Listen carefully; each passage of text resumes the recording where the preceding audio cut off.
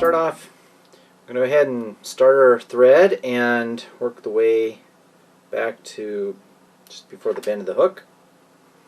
First thing we do is we tie in a little bit of the sparkle yarn, and this is going to be the shuck. And for the sparkle yarn, this is because this is a size 14, I'm going to use a whole width of this shuck yarn, sparkle yarn. And I usually tie it in there, and then I'll work my way up just so the body is uniform and tapered. Okay, so that's going to be the tail, and I usually like to trim that just to be about a little bit shorter than the length of the hook shank. And I trim that right now because I'm going to go ahead and now add in what will be the shuck. So what I'm going to do with this, I'm going to take the one end of this piece of yarn, and again, I want that to be the whole length of the body, so we don't have a whole big thing on the rear of this big clump. And now I'm going to take another strand of that and tie it in underneath. Now what I like to do with this is when I've got this tied in, I'm going to pull the fibers a little bit so that they go around the hook a little bit more. Same with the bottom one. I can pull these out of the way,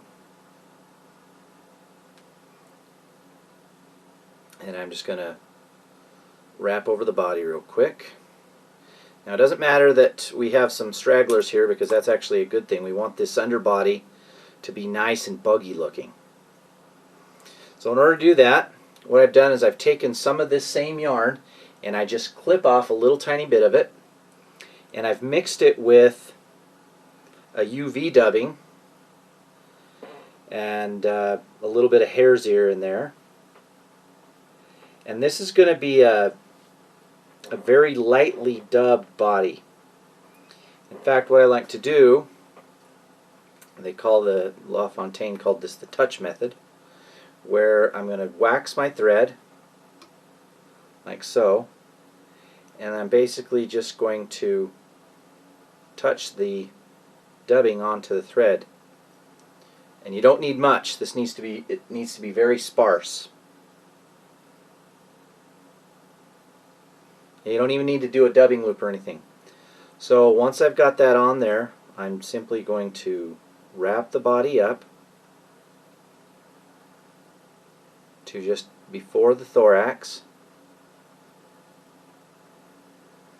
Now you need to be careful and leave yourself some space. And then I always like to brush this out. Again, it keeps that sparseness. Okay, so now I've got the body built. I'm going to pull the two pieces of my shuck yarn, and we want to leave a little bit of a loop there, because again that's going to create the mechanism that traps the bubbles, like so. And then again, if it's not equally spaced around the hook, I like to bring it a little back.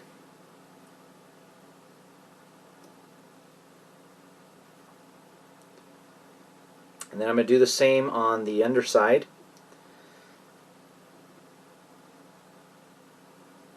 Again, you want to spread that out.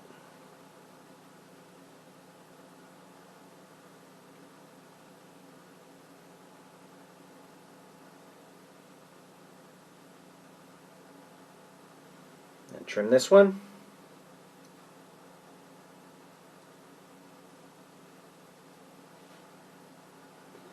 I'm going to work my way back over where these are tied in just a little bit. Now I'm going to tie in the deer hair. Got my deer hair. I'm going to stack that. Alright, once the deer hair is stacked, I want to measure it off to be just about where the tail hooks on. Don't want it to be too long. And you want this to be relatively sparse. Measure that. Go ahead and tie that in.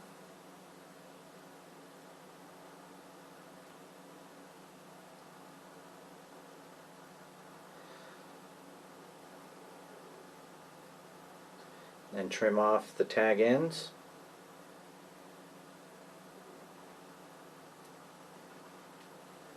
Then for the thorax, we're going to tie in a dubbed brown, and this is just a straight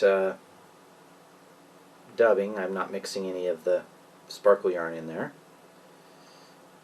Put a little black over the wing and then tie off the head. Now we'll go ahead and whip finish, and we're done.